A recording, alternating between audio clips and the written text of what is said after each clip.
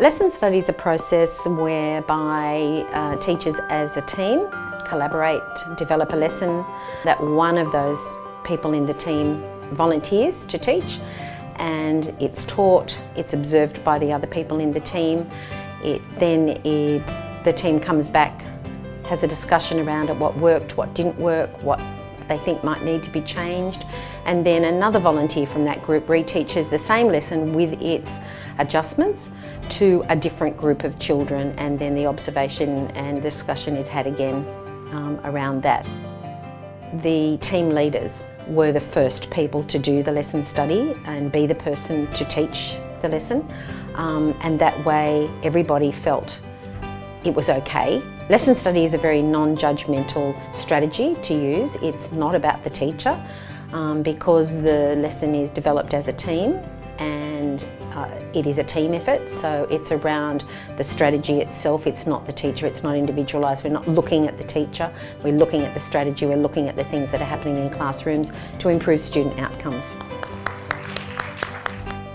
At first, the students are really scared because they've got other teachers coming in the classroom. They feel really overwhelmed and think that all the teachers are there for them. So basically what we usually do before we do our lesson study, scaffold the students and remind them that lesson study is basically not to observe the students. It's basically us and other teachers visiting the classroom to think of ways of how we can improve student learning.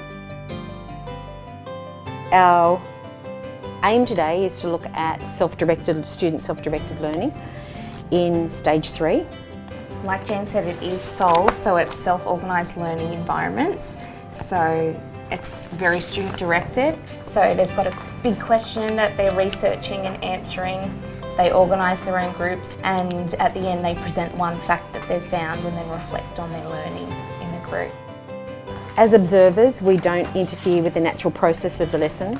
We don't talk or carry on a sidebar conversation during the lesson. We can circulate around the room when the children are engaged, but not when it's a teacher and class situation. We stand to the back and the sides, and it's about the goals of the lesson. It's not about Amanda's teaching or Amanda. It's about the goals of the lesson, what's happening in the lesson and what we can see from there. And of course we're embedding all of those things that we've been talking about and learning about in professional learning. Why is SOLS important? Why are those skills important? I know you all came up with your own success criteria. You've got them on your checklist. Hands up who can give me one example of something that they put for their success criteria.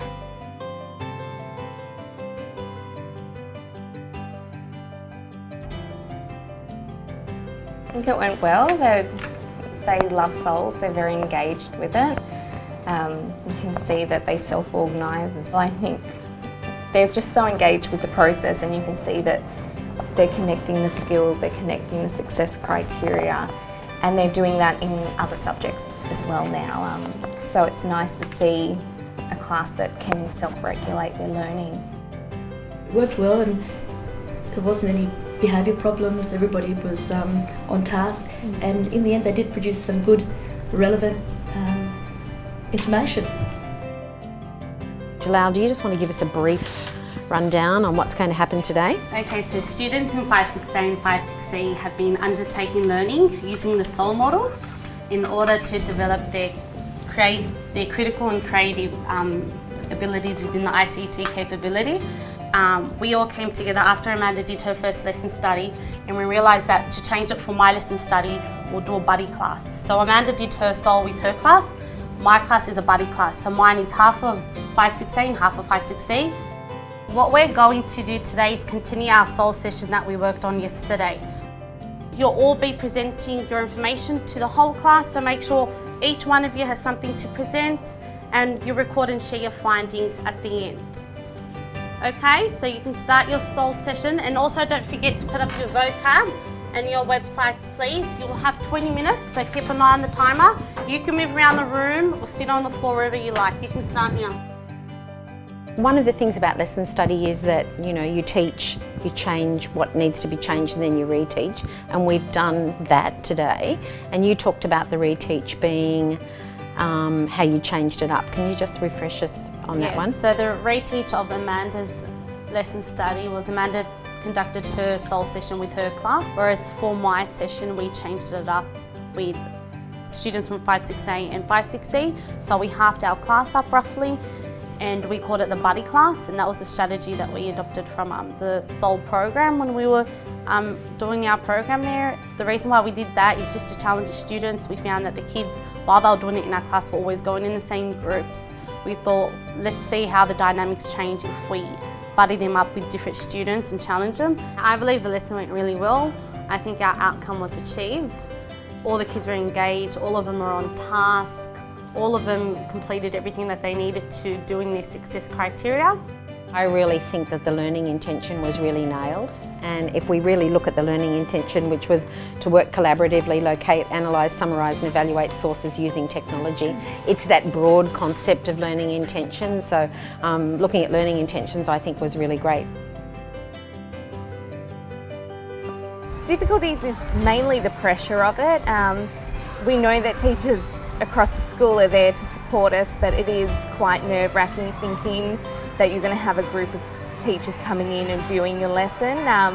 However, the first few times we did it, we realised that it's constructive. No one's there to give you negative feedback or say that you're not teaching well. It's really a great tool to become a more proficient teacher. Lesson study has allowed us to see how our professional learning and the strategies that we're talking about and learning to improve student outcome, it allows us to see how it's been embedded in classrooms. And because we do it K-6 and because we share across stages now, it allows all of us to see how it's been embedded, but it also gives us lots of ideas that we can actually take and modify to use in our own classrooms.